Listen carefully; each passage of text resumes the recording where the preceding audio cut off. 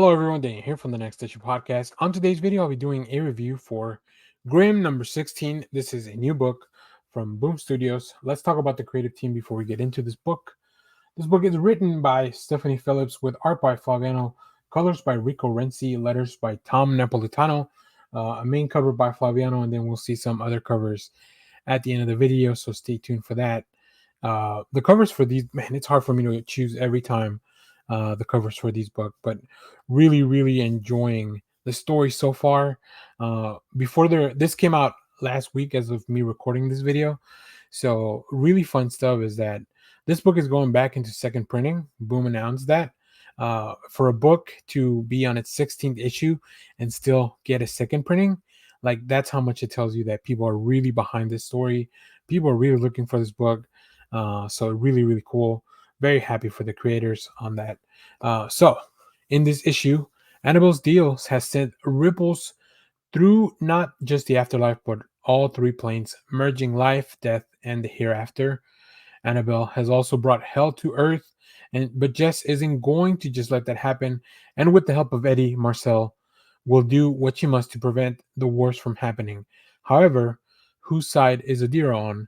And will anything make her worthy of forgiveness in Jess's eyes? So, yeah, if you haven't caught up, make sure to go check out the previous issues. There's a lot of things that have been happening to the group, but this issue, although it feels like a quiet one because it almost feels like a bottle episode, which is weird because in comics you don't have to worry about like a budget and filming and stuff like that, right? But it really is. The group is just kind of gathering together.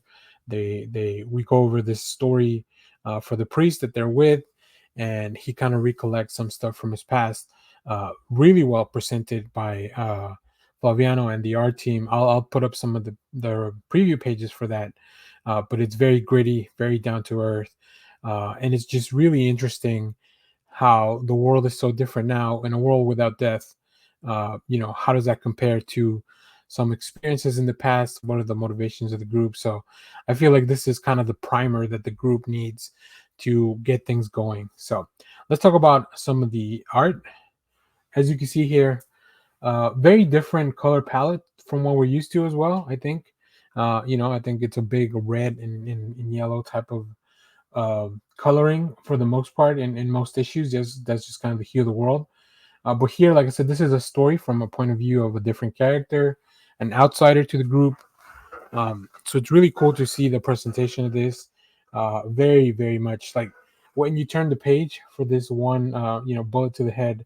It look like it's just really well placed in the comic. So it's a very well paced issue. And let's move on to the next here. And then here we see the group. Of course, I love an inappropriate joke.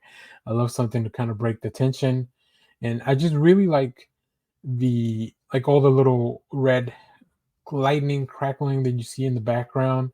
I think the symbols of everyone who can't die in their foreheads is really fun, and it's a good way for the reader to understand. It's good shorthand to know that's what these people are when compared to some of the other entities, including the Fates or the Grim Reapers. So, yeah, the book, it just really works very well. It's very reader friendly. Like if you're somebody who's new to comics, the team does such a good job of just making a story that feels both really complex as far as like what's happening, but very simple as far as the way that it's being told, easy to follow. There's a few characters, but once you get to know them, which the book really expands on throughout the first few arcs, it really works. So really enjoy this. I was able to pick up a few variants for that. Go check. We have a short on that, but really recommend you check this out if you're a fan of kind of like this horror adventure, but also kind of like group shenanigans. I think this book is definitely for you. So if you have read this issue, let me know what you thought about it down in the comments.